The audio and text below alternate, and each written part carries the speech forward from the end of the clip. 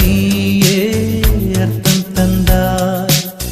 உன்னை பார்க்கும் முன்பு நான் காகிதத்தின் வெண்மையடி, உன்னை பார்த்த பின்பு நான் வானவில்லின் வண்ணமடி.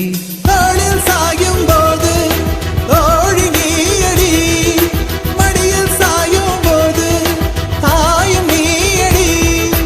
எங்கே இருந்தாய், எங்கே இருந்தாய், எப்படி நீயும்